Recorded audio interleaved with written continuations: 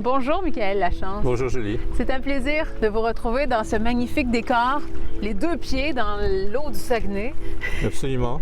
Est-ce que c'est un décor qui est inspirant pour le créateur? Ben, écoutez, c'est un lieu qui change tout le temps. Vous regardez à droite, il fait soleil, à gauche il pleut, au milieu il y a des ombres. Alors c'est toujours changeant et ça nous invite à regarder ce qu'il y a autour de nous.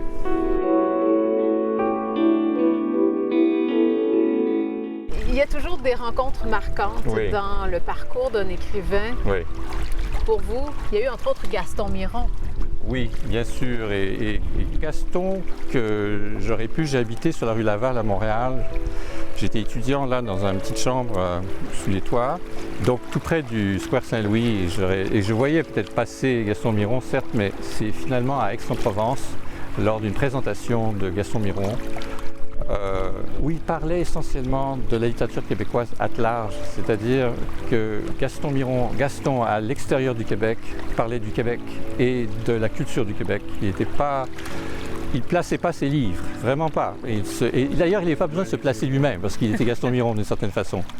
Tu as des yeux d'aventure et d'années-lumière, la douceur du fond des brises au mois de mai.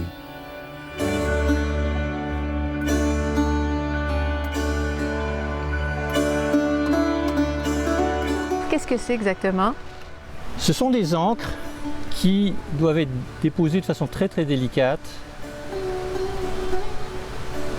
à la surface de l'eau pour pas qu'elles descendent, qu'elles restent en surface. Et c'est une technique japonaise. Japonaise, oui, suminagashi.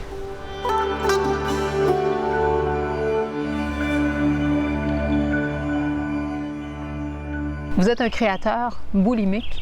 Oui, absolument, et j'ai un sentiment d'inexistence inaccomplie qui fait que j'ai besoin d'avoir un boulet à mon pied, si vous voulez, qui s'appelle le livre. Je traîne, si j'avais pas ce boulet, qu'est-ce qui m'arriverait? Je ne sais pas, je vais peut-être m'envoler.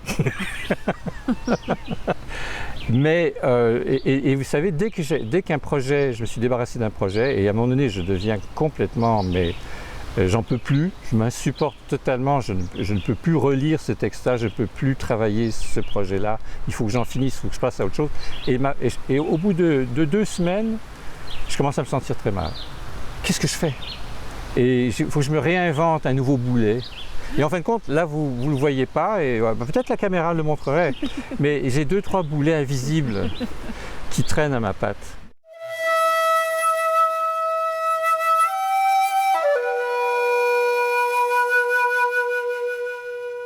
Dans quel contexte écrivez-vous? Est-ce qu'il y a une routine? J'aimerais en avoir une. Je suis quelqu'un qui travaille beaucoup, mais qui n'a pas vraiment de routine, puisque ma vie de tous les jours, c'est l'écriture. Je n'ai pas besoin de réserver un moment. Peut-être que c'est ça. Mais je vous dirais qu'il y a des moments qui doivent être, qui doivent être préservés.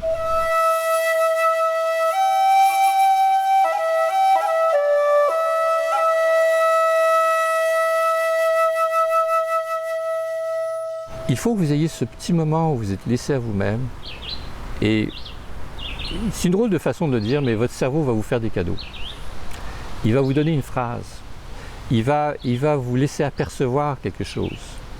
Et c'est une perception à peine très fine, c'est-à-dire c'est quelque chose c'est presque imperceptible.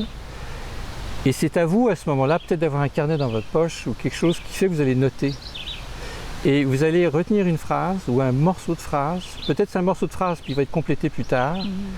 Et cette phrase-là va vous permettre de tirer à vous d'autres phrases, comme un fil, vous tirez dessus. Monsieur Lachance, vous écrivez de façon boulimique. Est-ce que vous lisez aussi de façon boulimique?